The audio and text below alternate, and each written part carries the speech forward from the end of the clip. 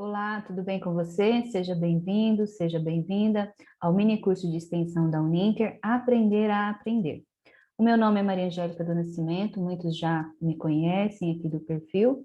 Eu sou coach educacional e vocacional e pós-graduada em psicopedagogia clínica e institucional e vou compartilhar com vocês nesse mini curso as principais técnicas de aprendizagem e, de acordo com a neurociência, como que o cérebro aprende. Então, na nossa primeira videoaula, nós iremos fazer uma introdução dessas principais técnicas de estudo e na segunda videoaula nós vamos aprender uma outra estratégia de estudo, que é a estratégia de estabelecer metas para que a gente possa ter motivação para estudar. Na terceira videoaula, nós vamos aprender que cada pessoa tem um estilo de organização e que esse estilo de organização pode impactar no rendimento dos estudos e como podemos otimizar esse ambiente de estudo, como podemos organizar os materiais da melhor forma para ter melhor rendimento. Na quarta videoaula, nós vamos aprender a estruturar uma rotina e estabelecer um cronograma de estudo eficiente, utilizando ferramentas gratuitas e simples. Eu vou compartilhar com vocês todo o tutorial passo a passo de como aplicar esses conceitos na prática. Antes de tudo, eu preciso fazer uma observação. O ensino fundamental, ele compreende duas fases, que a gente chama de Fundamental 1 e Fundamental 2.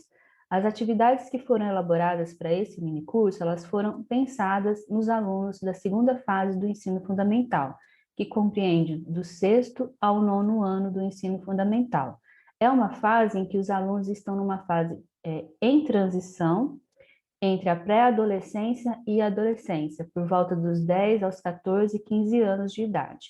Nessa fase, eles passam por muitas transformações, não só a parte física, mas também em relação às características cognitivas. O seu cérebro ainda está em desenvolvimento. Além disso, eles buscam mudanças também na parte afetiva e a busca constante por se integrar aos grupos sociais. Essa nova geração, né, desses adolescentes também, eles já estão naturalizados com a tecnologia, eles já nasceram na era digital. Então, tudo isso contribui para algumas mudanças que estão acontecendo no meio escolar. Além disso, eles passam por uma mudança em relação ao cronograma e currículo escolar. Então, a organização de disciplinas, em vez de ter um ou dois professores no máximo, eles passam a ter mais professores e disciplinas, e isso demanda maiores desafios para que eles possam se adaptar a essa nova rotina. Então, são várias mudanças que demandam um novo comportamento e novas habilidades, inclusive as habilidades de estratégias de estudo e de aprendizagem. Então, quais são os principais desafios nessa fase que a educação brasileira tem enfrentado? Segundo dados de 2015 que eu trouxe aqui, do censo escolar, alguns palavrões no meio da educação costumam aparecer nessa faixa etária, que seria o índice de reprovação e a distorção entre a idade e a série, e o abandono escolar, a evasão escolar. Então, comparado aqui aos anos iniciais, nós temos nessa tabela mostrando os índices de reprovação, abandono e aprovação. Comparado, por exemplo, os anos finais, comparado aos anos iniciais, os anos finais apresentam uma taxa de reprovação de torno de 11% e de abandono em torno de 3%, comparado aos anos iniciais, há um aumento de uma grande demanda assim, de desafios para que a gente possa adaptar e propor soluções, intervenções para resolver esse problema. E isso persiste até o ensino médio. Então, a taxa de reprovação se mantém em torno de 11% e a evasão escolar aumenta, em torno de 6% a 7%. Então, esse índice demonstra que nós temos muitos desafios na educação brasileira. E quais seriam as causas, as possíveis causas que explicam esses resultados que a estatística nos mostra? Então, foi feita uma pesquisa pela Fundação Victor Civita, que eu vou compartilhar com vocês, algumas ponderações que eles colocaram. O nome dessa pesquisa é Anos Finais do Ensino Fundamental, aproximando-se da configuração atual. o que eles constataram, né? Quais seriam as principais causas para que a gente tivesse esse índice de evasão maior, um número maior de reprovação e essa distorção entre a idade e a série. Que a escola ainda é incapaz, na verdade, de se adaptar a essa demanda dessa geração digital. Então, as aulas ainda são no ritmo mais estruturado da forma tradicional e os jovens dessa nova geração, eles demandam outras estratégias de ensino e de aprendizagem. Então, o modelo de ensino ainda não está sintonizado em harmonia com essa nova geração digital. A maioria dos professores também, eles ainda não receberam formação adequada sobre estratégias de aprendizagem. Muitos deles ainda têm dificuldades em estratégias de ensino, de didática, porque não receberam uma formação adequada, e também não receberam uma formação adequada para ensinar as habilidades de estudo, que não é foco do currículo dos cursos de pedagogia ou dos cursos de formação pedagógica. Além disso, esses estudantes demandam novas habilidades para aprenderem, por exemplo, como concentrar numa aula, como ter autodisciplina e outras demandas de habilidades. A ABNCC, que é a Base Nacional Comum Curricular, ela já traz nessa nova configuração as competências gerais. Dentro dessas competências gerais, as competências de projeto de vida e várias outras competências que se relacionam com as habilidades de estudo.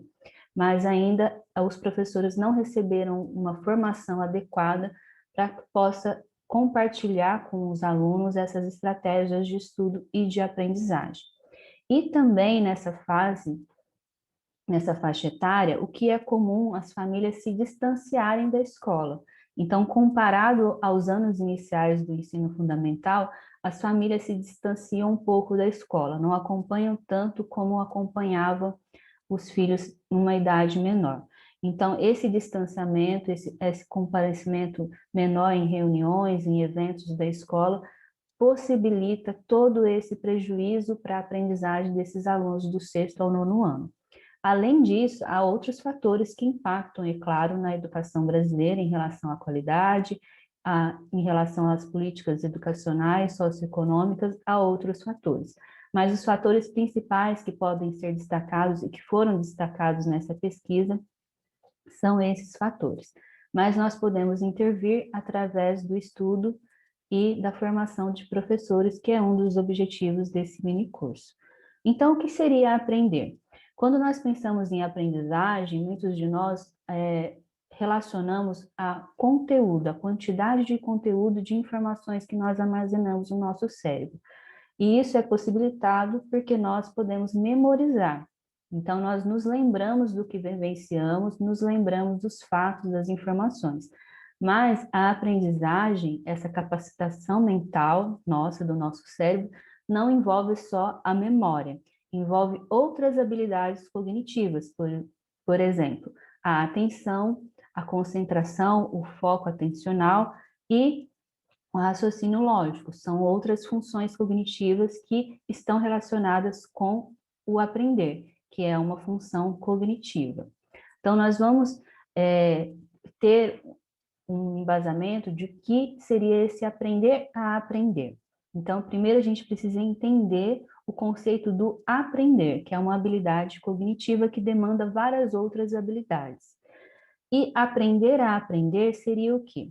Eu trouxe uma frase do Victor da Fonseca, que é um pesquisador da área também de psicopedagogia, e que ele fez uma síntese do que é aprender a aprender.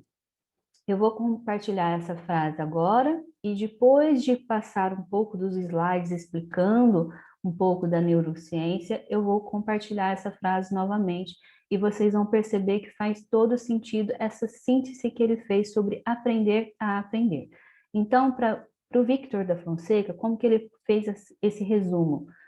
Aprender a aprender envolve focar a atenção para captar informações, formular, estabelecer e planificar estratégias para lidar com a tarefa, monitorizar a performance cognitiva, examinar as informações disponíveis e aplicar procedimentos para resolver problemas e a sua adequabilidade.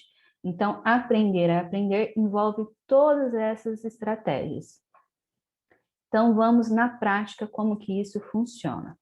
Antes, é preciso que a gente compreenda o cérebro humano. E, novamente, eu trago uma frase que faz todo sentido, do Victor da Fonseca. Para ensinar com eficácia, é necessário olhar para as conexões entre a ciência e a pedagogia. Ensinar sem ter consciência como o cérebro funciona é como fabricar um carro sem motor. Não se vê o motor, mas sem ele o carro não anda.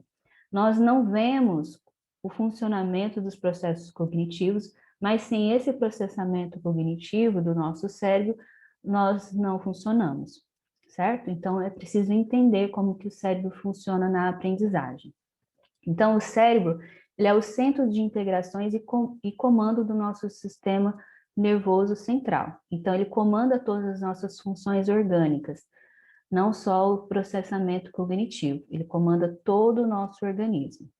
Então, o cérebro ele é dividido entre telencéfalo e diencéfalo, e essa pequena parte aqui é o cerebelo, que se liga ao bulbo e que vai se ligar à nossa coluna vertebral e todo o nosso sistema nervoso. As principais células do sistema nervoso são os neurônios, que está aqui representado por esse desenho. O prolongamento do neurônio a gente chama de axônio. Essa camada amarela é a camada de mielina, e na adolescência ela está ainda em formação. Então, essa camada de mielina nos neurônios vão possibilitar uma conexão mais rápida das sinapses, por exemplo. Então, os neurônios são as células principais do sistema nervoso, e além disso, para que os neurônios façam as conexões, há as células que a gente chama de células gliais. Esse grupo de células, o nome, a própria palavra glia, significa cola. O que elas fazem? Elas contribuem para as conexões entre os neurônios também, e tem várias outras funções no nosso cérebro. Mas, principalmente, são essas duas células que vão compor a nossa massa encefálica. O cérebro é também dividido em dois hemisférios, que a gente chama de hemisfério direito e o hemisfério esquerdo. Então, olhando, né, da parte superior do cérebro, se a gente olhasse um cérebro, a gente viria o cérebro no hemisfério direito e o hemisfério esquerdo. Além disso, didaticamente, o cérebro foi dividido em áreas que a gente chama de lóbulos. Esses lóbulos são o lóbulo frontal, na parte posterior do cérebro, o lóbulo parietal, na região média do cérebro, o lobo temporal, que é a parte que pega atrás do ouvido e vai até o meio da cabeça, e o lobo occipital, que fica nessa parte anterior aqui. Então, essas várias áreas e regiões que a gente chama de córtex cerebral, elas cumprem várias funções que são específicas, mas todas essas áreas, elas estão integradas, elas não trabalham isoladamente. O cérebro, ele trabalha como uma arquitetura de rede. Então, no lobo frontal, a gente tem as principais funções, que são as principais funções cognitivas mais complexas, como a função do pensamento e o raciocínio lógico, a tomada de decisão, o controle inibitório. Todas essas funções cognitivas são operadas pelo córtex frontal e pré-frontal. E é nessa região que ainda não está amadurecida nos adolescentes. Então, não é esperado deles que eles tenham uma maturidade cognitiva, justamente porque o cérebro deles ainda está em formação nessa área, devido também à camada de mielina, que ainda não está em formação total. Então, o cérebro humano, ele vai se amadurecer até os 21, 22, 23 anos aproximadamente. Então, ele ainda está em desenvolvimento nessa faixa etária dos pré-adolescentes e adolescentes. O lobo parietal, que é a região que a gente chama de somatosensorial, o que significa isso? Essa área do córtex cerebral, ela vai processar as nossas sensações e percepções através dos nossos sentidos. Nós recebemos os estímulos através do nosso sentido, por exemplo, da mão, o tato, e esses sentidos vão ser processados, vão ser percebidos pelo cérebro e vão ser transformados em resposta, em reações, que a gente vai ver como que isso funciona. O lobo temporal, que é encarregado principalmente pelo olfato, pela audição e pelo equilíbrio e coordenação motora, e também está relacionado ao nosso sistema límbico e ao hipocampo, que são regiões que processam a memória e as emoções. Então, todas as nossas memórias e emoções estão mais interligadas nessa região. Além disso, a gente tem o lobo occipital, que vai processar a visão e reconhecimento espacial. Então, essa primeira área que vai, por exemplo, quando nós vamos ler, vai processar as informações nessa primeira área, através do sentido da visão, nós recebemos os estímulos, reconhecemos os caracteres das letras, através do lobo occipital, que depois vai processar no lobo temporal, na região esquerda, e depois vai processar na área de linguagem que está próxima do córtex pré-frontal, nessa região aqui. Então, todos esses córtex, eles estão integrados. Então, o nosso cérebro aprende a partir da interligação entre várias funções cognitivas, que a gente chama. O Victor da Fonseca, ele propôs um modelo para explicar como que a aprendizagem humana funciona. Então, a aprendizagem humana é decorrente de múltiplas funções que estão interligadas.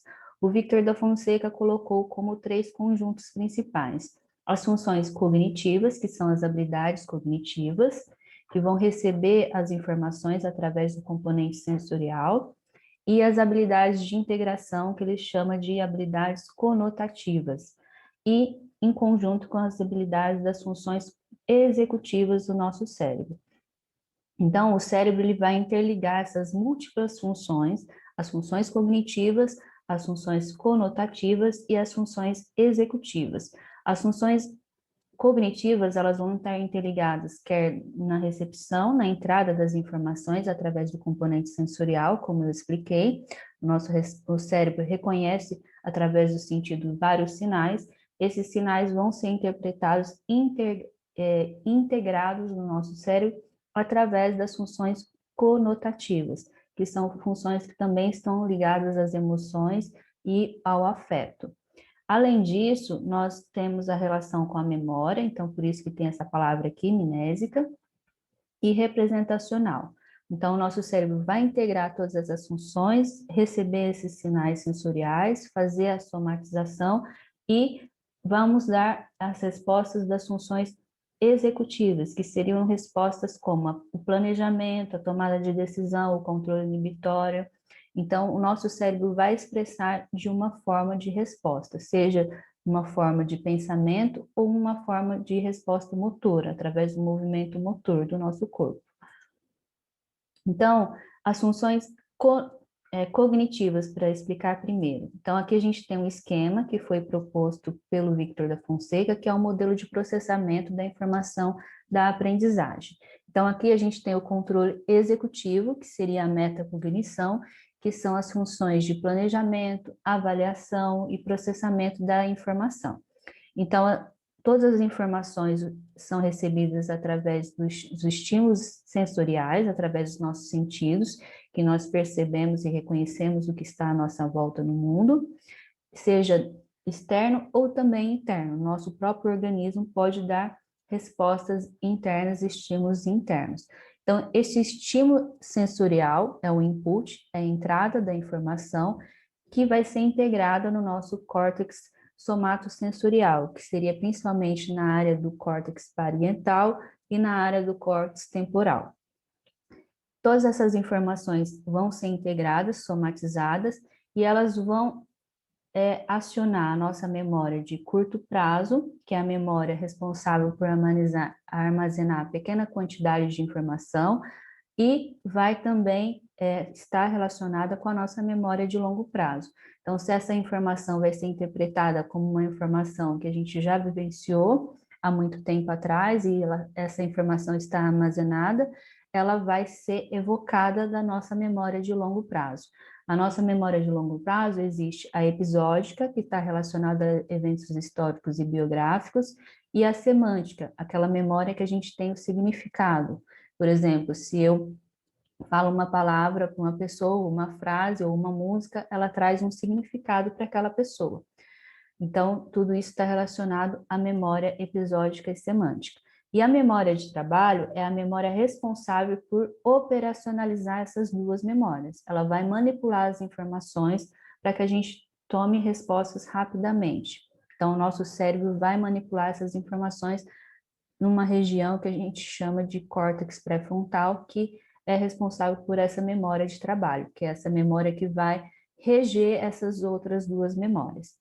E tudo essas informações integradas e somadas, né, no nosso cérebro, acionando a memória operacional, elas vão dar uma resposta, seja a resposta motora através do formato de pensamento, de uma ideação, de um planejamento, uma abstração, por exemplo, ou de um comportamento. Então, quando há resposta motora, seja ela do pensamento ou do comportamento, a gente está processando a aprendizagem. Então, basicamente, seria esse o modelo para explicar como que é o funcionamento das habilidades cognitivas do nosso cérebro. Além disso, existe um modelo que explica como que funciona as funções cognitivas relacionadas às funções conotativas da aprendizagem. Então, lembra que são 3 funções principais que são responsáveis pela cognição e processamento das informações na aprendizagem.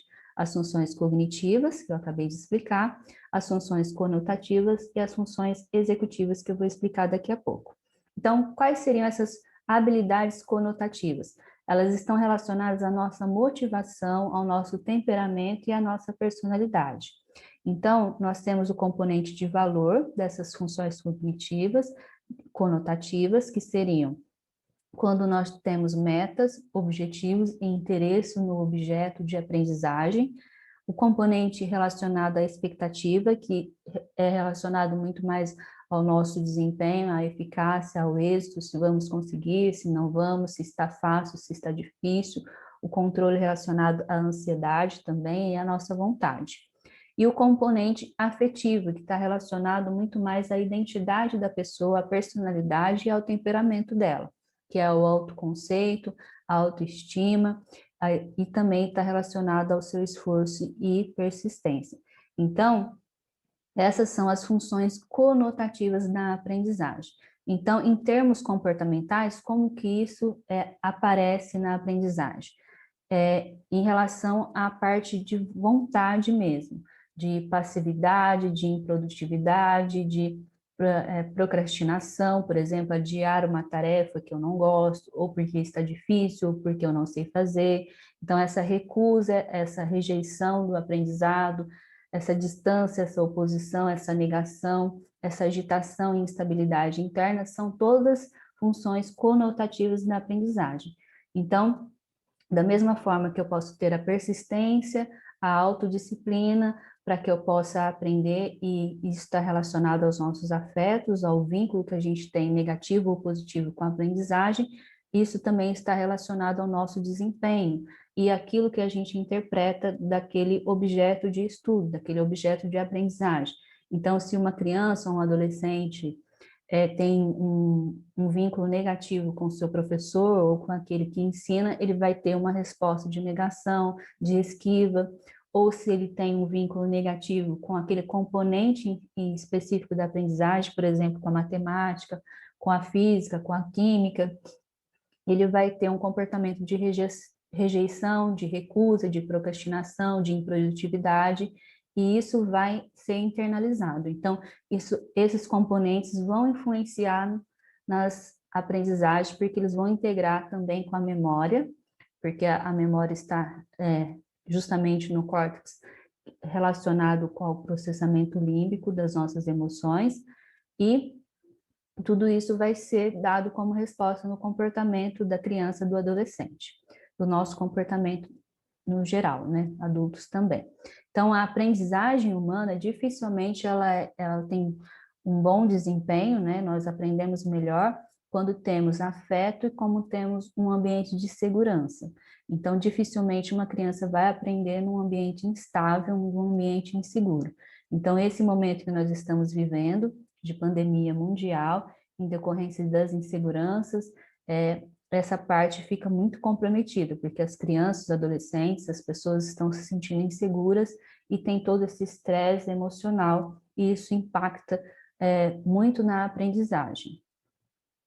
Além dessas funções cognitivas que eu expliquei e as funções conotativas que estão relacionadas aos afetos, à motivação para aprender, nós temos as funções executivas do cérebro, que ele processa todas as outras informações. Essas funções executivas, nós dizemos que elas funcionam como se fosse um maestro neurofuncional. O maestro faz o quê? Ele rege uma orquestra para que haja harmonia entre os instrumentos. E justamente nessa área do nosso cérebro, no córtex pré-frontal e frontal, as funções executivas vão trabalhar para que essa orquestra toda no nosso cérebro funcione bem, através das funções que a gente chama de roda da sorte das funções executivas, que seriam as funções de atenção, de percepção, a execução, a tomada de decisão, a metacognição, que é justamente esse processo de pensar sobre o pensamento, sobre os processos de pensamento, a flexibilidade cognitiva, a planificação, a ideação, o controle, a memória de trabalho, como eu já compartilhei com vocês, que é a memória responsável por fazer a operação entre a memória de curto prazo e a memória de longo prazo. Então, ela vai evocar da memória de longo prazo uma informação que eu já aprendi, para que eu possa me recordar, e eu vou evocar ela para a memória de curto prazo, e vou manipular isso através de uma informação e vou dar uma resposta. Então, nesse momento, por exemplo, de estresse que nós estamos vivenciando, é muito comum os casos de um rebaixamento da memória de trabalho.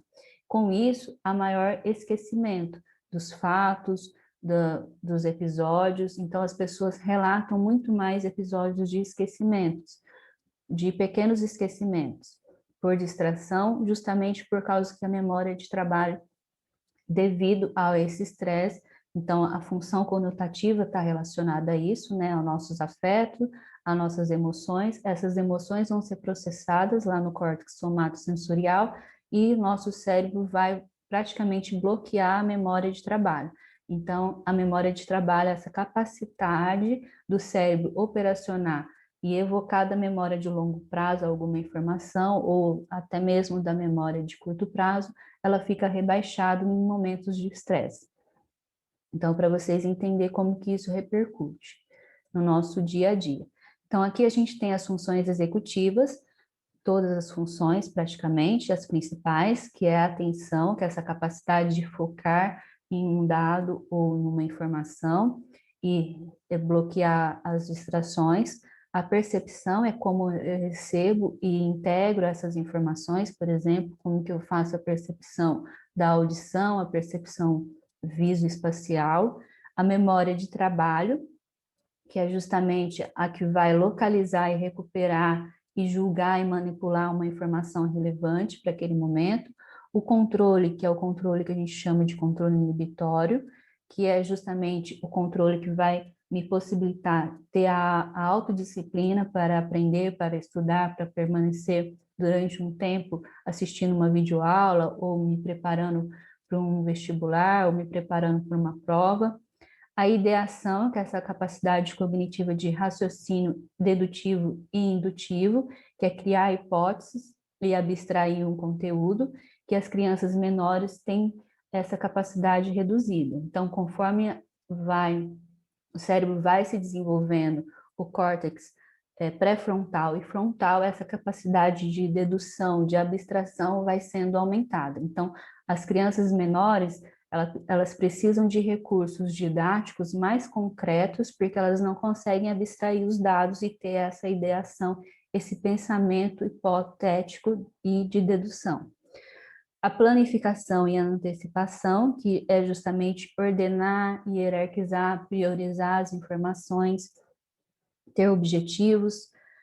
A flexibilidade cognitiva, que é a capacidade de se adaptar a uma nova conduta, a mudar de estratégia, a reconhecer um erro e a corrigi-lo, a reconhecer um obstáculo e a mudar a estratégia para superar esse obstáculo, a persistir, a propor soluções.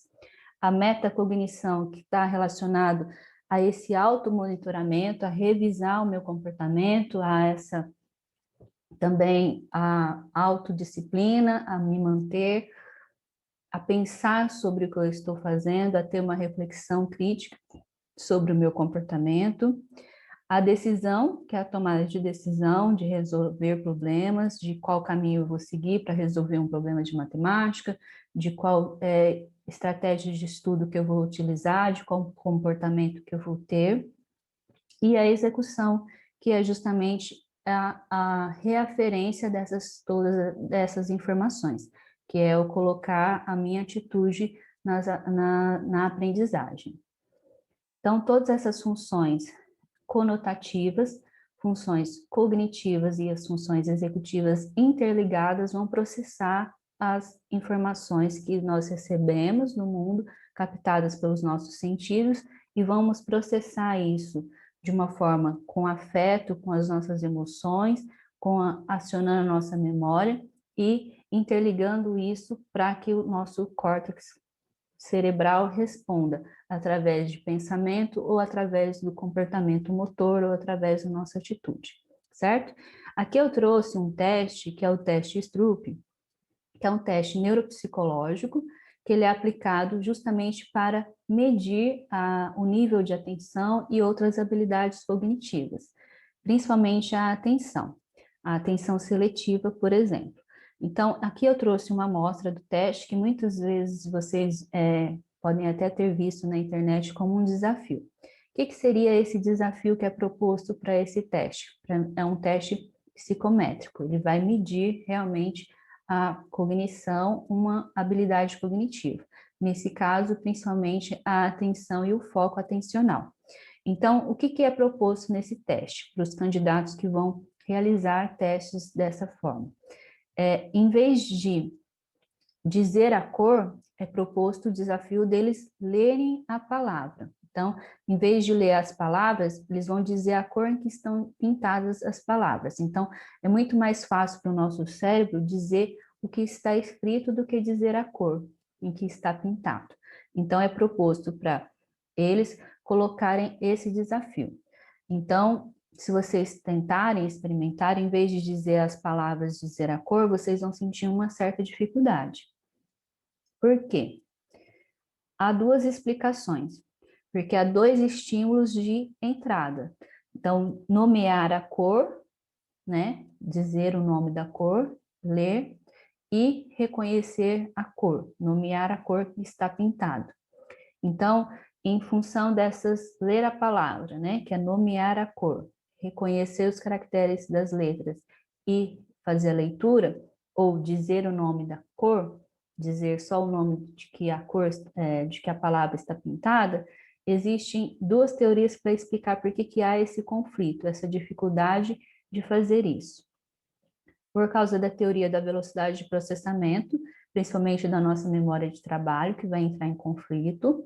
Então, vai haver uma interferência, porque nós dizemos as palavras, elas são lidas mais rápido do que as cores são nomeadas. Então, é muito mais fácil eu dizer aquilo que eu consigo ler. E a teoria da atenção seletiva, que explica que essa interferência ocorre devido à nomeação de cor requerer mais atenção do que ler as palavras. Então, se você propor esse desafio para crianças que não saibam ler, elas vão reconhecer as cores e vão nomear as cores mais facilmente, sem problema de conflito, porque elas não aprenderam a ler. Mas, se elas já sabem ler e você propôs esse desafio para elas, esse teste, elas vão ter esse conflito entre ler a palavra, que elas já reconhecem, e dizer o nome da cor. Isso tudo nos mostra como que o nosso cérebro está interligado e como processamos as informações. Por isso que eu trouxe esse teste para exemplificar como que ocorre a integração dessas informações no nosso cérebro. Então, Lembra que eu falei sobre a frase aprender a aprender e qual o significado de aprender a aprender? Então, aprender significa que nós vamos ser capazes de reconhecer os fatos e direcionar para pensar sobre os nossos próprios pensamentos. Então, isso significa aprender a aprender. É o processo de metacognição, é reconhecer os próprios pensamentos e processar essas informações.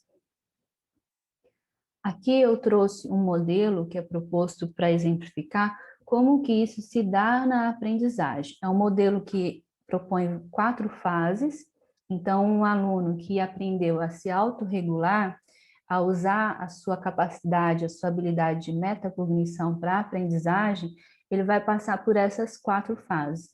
Provavelmente não conscientemente, mas muitas vezes é preciso de usar estratégias para que essa habilidade cognitiva de metacognição seja internalizada e ele possa se autorregular e ter autodisciplina para estudar e para aprender.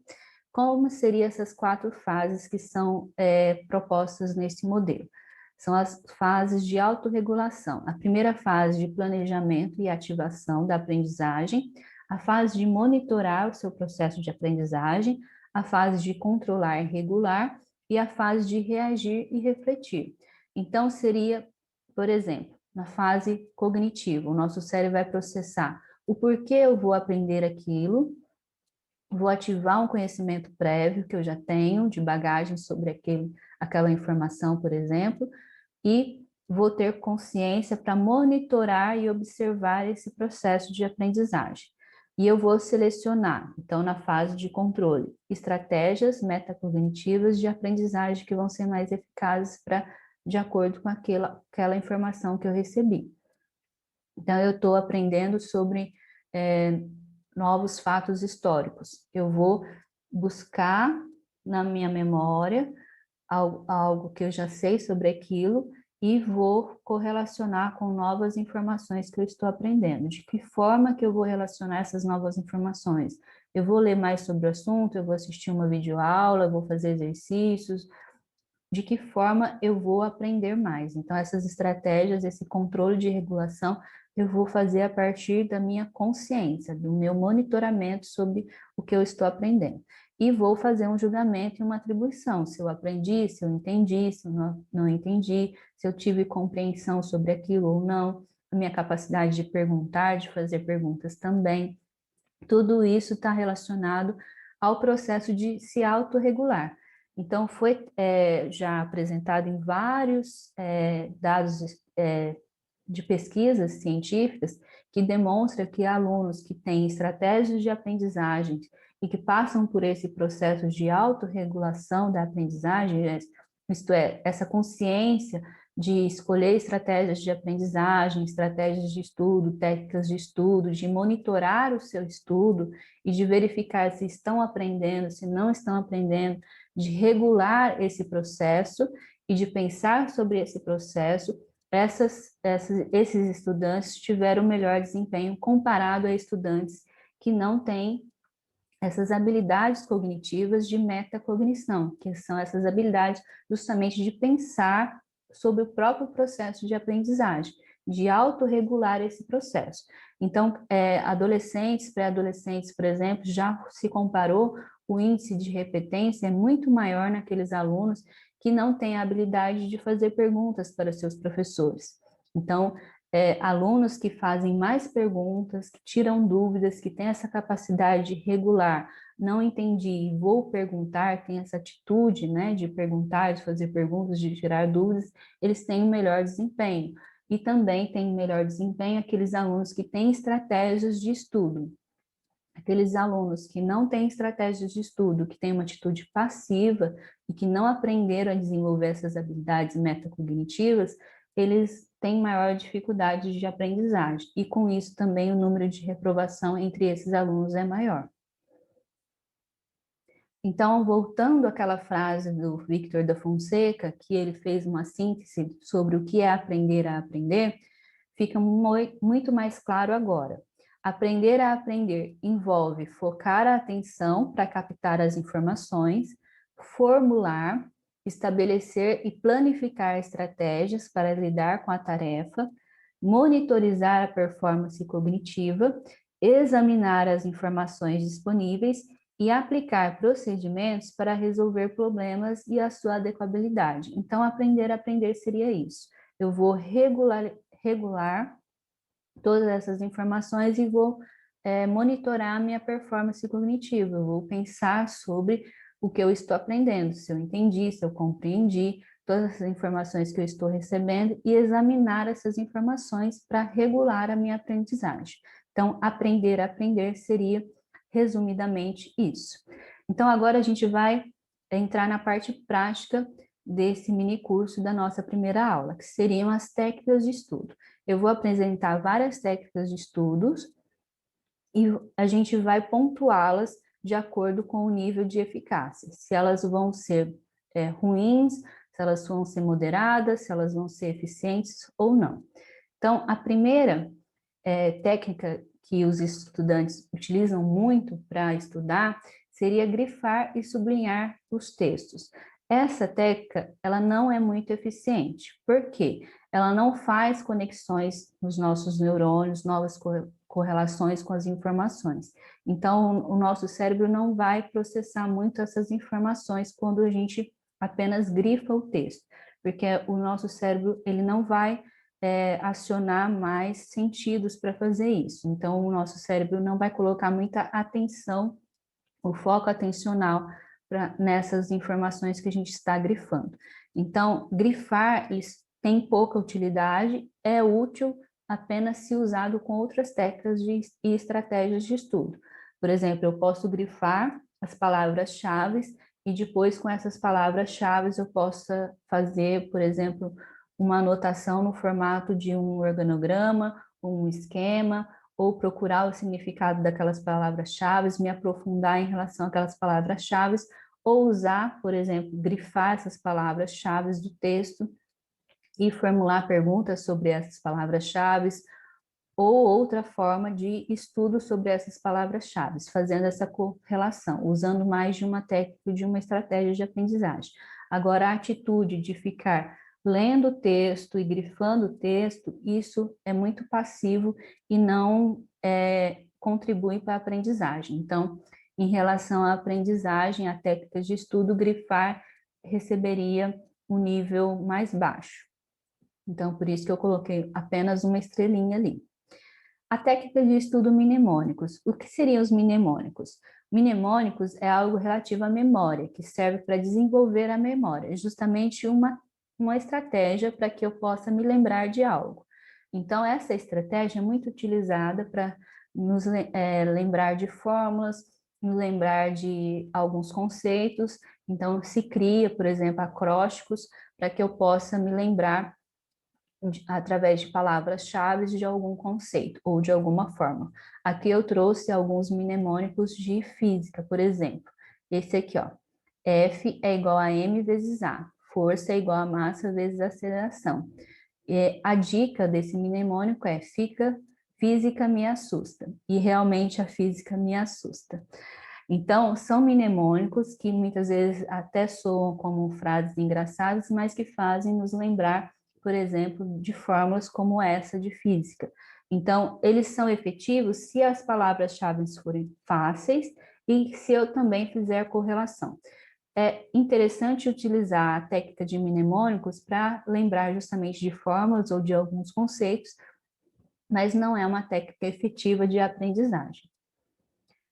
A técnica de estudos interrogação elaborativa. O que seria essa técnica? Consiste em criar explicação que justifique por que determinado fato estão apresentados no texto e por que eles são verdadeiros. Então, o estudante deve se concentrar em fazer perguntas, em elaborar perguntas do tipo por quê em vez do quê. Então, essa técnica tem uma utilidade moderada. Então, é interessante que ao estudar um texto, ao estudar um conceito, se perguntar por que aquilo ocorreu. Então, através disso, o estudante vai fazer correlações entre conceitos, por exemplo. Então, é uma técnica que a gente considera moderada. A técnica de autoexplicação também é uma técnica que a gente considera relativamente moderada em relação à eficácia. Então, a autoexplicação é uma técnica que eu vou colocar para mim mesma a explicação sobre o conceito, e isso vai me ajudar a regular se eu aprendi ou não. Então, essa técnica, se eu fizer, por exemplo, uma autoexplicação, principalmente em voz alta, falando para mim mesmo, principalmente os estudantes, alunos que são auditivos, eles vão memorizar muito mais fácil aqueles dados, aquelas informações. Então, é uma técnica relativamente considerada média. Então, ela contribui para a aprendizagem se eu utilizá-la conforme um plano de estudos para revisar um conteúdo ou para realmente monitorar se eu estou aprendendo ou não aquele conteúdo. Os resumos. É uma técnica que é melhor que reler e de que sublinhar, mas ainda não é uma técnica muito boa se ela é utilizada sozinha. Então, para que eu utilize os resumos e que ele tenha uma eficácia melhor, eu preciso utilizar esses resumos dentro de um cronograma de estudos. Então, eu vou utilizar os resumos dentro de um cronograma de estudo para que eu possa revisar o conteúdo. E com isso, revisando o conteúdo, eu vou fortalecer a minha memória de longo prazo.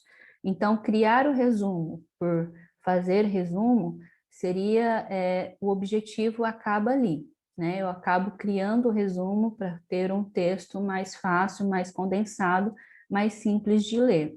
Mas se eu não utilizar esse resumo para revisar o conteúdo, para tirar dúvidas, para esclarecer dúvidas sobre aquele conteúdo, esse resumo não vai ter finalidade útil. Então, por isso que não é uma técnica muito eficiente, é uma técnica considerada de média eficiência. Então, é interessante criar resumos aliado a outras técnicas de estudo, como o mapa mental, os fluxogramas e o interrogatório elaborado, que é você resumir o texto e, a partir desse texto, também você fazer perguntas sobre o texto, perguntas sobre o conteúdo, para que você possa aprofundar e também para que você possa tirar dúvidas com seus professores ou usar outras estratégias para resolver essas dúvidas. O estudo intercalado recebe 5 estrelas e o estudo distribuído. O que seriam essas duas técnicas de estudo, que são diferentes entre si, mas que estão relacionadas? Intercalar o estudo seria fazer a rotação das matérias e também da forma de estudo. Então, por exemplo, eu faço 15 minutos de videoaula de biologia, então é um conteúdo, e 15 minutos de exercícios objetivos, de múltipla escolha, por exemplo. Depois, 30 minutos de exercícios discursivos de biologia. Aqui eu estou alterando o quê? O formato, o método de estudo. Então, através da videoaula, eu vou processar as informações e depois vou fazer exercícios objetivos e exercícios discursivos. Então, eu alterei o formato e o método de aprendizagem. Já na rotação de matérias, eu vou estudar não só biologia, eu vou intercalar biologia com história, por exemplo. Então, eu vou ler um pouco de história e depois vou fazer exercícios de história. Então, esse cronograma, essa rotina, esse roteiro de estudo, ele está intercalando matérias e também o formato de estudo, dos métodos de estudo, através de videoaula e de exercícios, e de leitura também. Então, a forma de estudar e o formato, né, o método de estudo, a estratégia da técnica, quanto das matérias. Então, isso que é o estudo intercalado. E o estudo distribuído significa o quê? Que eu vou estudar por curtos períodos de tempo, mas com uma frequência maior. Então, é melhor estudar, por exemplo, 8 horas direto ou estudar 1 hora por dia. Qual que é melhor? É muito melhor estudar um pouco por dia do que 8 horas seguidas. Então, o nosso cérebro ele precisa trabalhar de modo focado e de modo difuso. Então, a gente precisa desses dois modos para que o nosso cérebro possa processar as informações. Então, é muito melhor que eu estude com uma constância, né, concentrando em blocos de tempo por curtos períodos, para que eu possa processar essas informações na minha memória de longo prazo e depois ter a maturidade dessas informações e ter maior criatividade nesses momentos que a gente chama de modo difuso. Então, eu vou intercalar as matérias, mas eu também vou fazer isso em blocos de tempos por curto período de tempo, por dia. Então, é muito melhor eu ter essa repetição constante, diária, do que concentrar todos os meus esforços, a minha concentração num dia só e estudar, por exemplo, na véspera da prova. Isso não consolida o aprendizado. Então, o erro de muitos estudantes é justamente esse, é condensar as informações para que você memorize para o conteúdo para uma prova, na véspera de um teste, por exemplo, de uma prova, mas isso não vai consolidar na sua memória de longo prazo.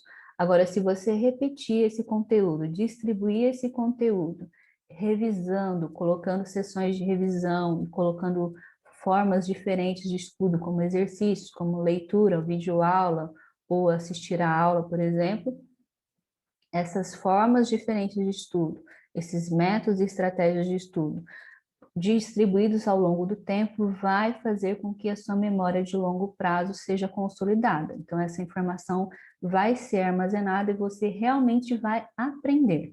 Agora, quando você condensa tudo em um dia, estudando na véspera da prova, você memoriza alguns dados, né, na sua memória de curto prazo, mas isso não fica consolidado na sua memória de longo prazo. E o teste prático e exercícios também recebe 5 estrelas, porque quando nós exercitamos, nós realmente testamos a nossa aprendizagem. Então, nós vamos descobrir exatamente o que nós entendemos bem, o que nós não compreendemos bem, e vamos poder resolver melhor aqueles dados, aquelas informações. Então, é o momento de esclarecer se eu aprendi ou não. Então, os alunos que têm o hábito de fazer exercícios, são os alunos que têm melhores desempenho. Então, tanto de objetivos quanto discursivos e os problemas. Então, quais são os exercícios mais efetivos? Os discursivos, que você vai precisar de demandar um pouco mais de esforço do seu cérebro para correlacionar as informações e evocar da sua memória, e os problemas, eles são os melhores em relação aos exercícios objetivos de alternativas de múltipla escolha, por exemplo. Então, são formas de você estudar e estratégias de aprendizagem melhor. Então, elencando aqui, ele receberia 5 estrelas. Então, aqui eu trouxe a tabela para a gente exemplificar como que seria essas técnicas de estudo. Então, reler um texto tem baixa eficácia, imaginar imagens durante a leitura, que alguns estudantes utilizam isso, usar mnemônicos, grifar ou marcar o texto, sublinhar o texto, fazer resumos. Tem baixa eficácia, então é recomendado que você, ao escolher estratégias de estudo, você faça isso de vez em quando, que não seja a sua principal estratégia. Agora, fazer autoexplicação, que é você explicar o conteúdo para você mesmo, fazer perguntas, elaborar perguntas sobre o conteúdo, para você se aprofundar sobre o conteúdo, para você esclarecer, tirar dúvidas, e a prática variada, que é você intercalar os conteúdos e distribuir isso no formato de videoaula, no formato de leitura, no formato de exercício, mudar de estratégias de estudo, fazer resumos, fazer mapas mentais, intercalar as questões discursivas com as objetivas, os tipos de exercício também têm eficácia moderada. Então, essas 3 estratégias são bastante úteis. E prática com exercícios e a prática distribuída são as melhores estratégias, isto é, você distribuir os conteúdos e ter momentos de revisão, momentos de aprofundamento, momento que eu vou ler, momento que eu vou assistir a aula, e isso todos os dias. Então, fazendo isso com a prática de exercícios, é muito mais eficiente para a aprendizagem do que condensar todo o conteúdo, focar no conteúdo na véspera de uma prova, por exemplo. Ou fazer o conteúdo, ou resolver problemas só pela lição de casa. Amanhã a gente vai aprofundar mais nesse tema sobre lição de casa, que acaba se tornando um fim, um objetivo em si mesmo, né? Que é entregar o trabalho, entregar a lição para ter uma nota, mas não consolida a aprendizagem, né? Então, aqui tem outra técnica que eu vou compartilhar com vocês, que é uma técnica de estudo, que foi proposta pelo Robson em 1946, que é uma técnica que vem as letras, o acróstico em inglês, que é SQ3R, que eu coloquei como primeira etapa. Você vai, por exemplo, ler um livro. Então, você vai... Deixa eu pegar um livro aqui. Então, você vai olhar a capa do livro, olhar a contracapa. Você vai, primeiro, olhar o título, o sumário. Então, você vai ler o sumário, por exemplo, e ao começar a leitura, você vai fazer um escaneamento do texto. O que seria escaneamento? Você vai ler as partes principais do texto, procurando principalmente os subtítulos do texto. Então, você vai examinar o texto antes de ler. Então, você vai observar o texto, vai ler os subtítulos, por exemplo, ver as imagens, as figuras. Então, o teu cérebro vai ter uma ideia do que você vai ler. Depois, você vai fazer perguntas utilizando os títulos e subtítulos, né?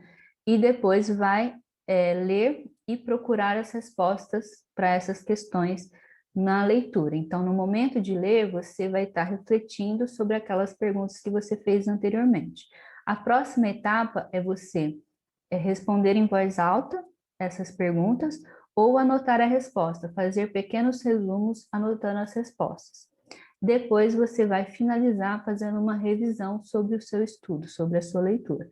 Então, é uma técnica eficiente de leitura. Então, primeiro, examinar o texto, fazer questões sobre o texto, principalmente usando os títulos, subtítulos ou até as figuras, os esquemas. Responder mentalmente a partir do momento que você lê o texto, então você vai ler e procurar essas respostas.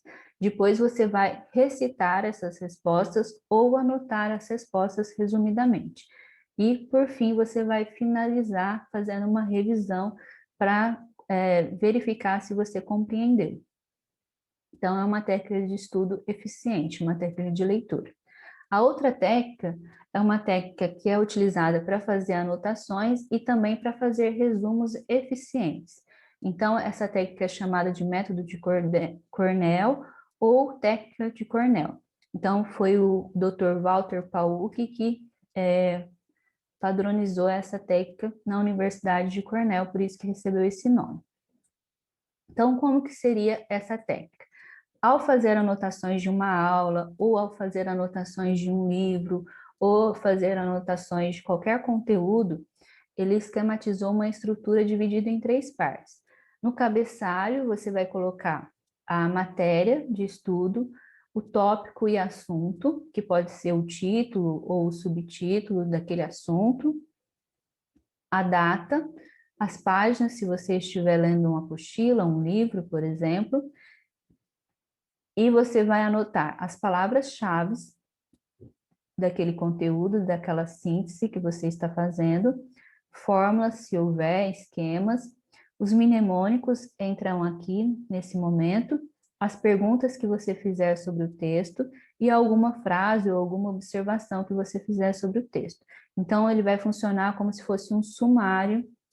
Quando você for revisar esse conteúdo, essa anotação, você pode, a partir desse sumário que você cria aqui do lado esquerdo da página, você resgata as informações do texto. E as anotações em si da aula ou do texto que você vai ler. Então, você vai colocar os títulos e estruturar o seu texto resumidamente e os subtítulos organizando o texto na área maior aqui, certo? Finalizando, depois que você fizer todas as anotações, dentro de 24 horas, não necessariamente em seguida, você vai fazer um resumo. Com isso, o seu cérebro vai processar essas informações na memória de longo prazo. Então, se você fizer isso dentro de 24 horas, essa técnica vai ser eficiente para você memorizar aquele conteúdo que você leu. Então, você vai se recordar muito mais fácil, porque você já utilizou várias estratégias de leitura ativa ou você pode também utilizar essa estratégia para fazer anotações de aula. Então, durante a aula, você vai anotar os conteúdos principais nessa área do texto, na página, na verdade, e nessa coluna que você vai criar, você vai anotar palavras-chave, fórmulas, coisas, mnemônicos que vão te lembrar sobre o conteúdo. Então, através disso, quando você for revisar o conteúdo, você vai resgatar essas informações. Então, por exemplo, em momentos que você for estudar para revisar, você pode cobrir essa área de anotações e só ler as palavras-chave, e através das palavras-chave tentar se lembrar sobre o conteúdo que você leu. Através disso, você vai estar esforçando o seu cérebro a resgatar essas informações na memória de longo prazo. E ao fazer o resumo, você vai dar outra oportunidade para o seu cérebro de fazer essas conexões neurais. Então, como que seria no seu caderno? Eu até fiz uma página aqui de rascunho. Então, você vai passar uma régua, um traço, aproximadamente 3 dedos aqui, na parte, no canto esquerdo, deixando uma coluna.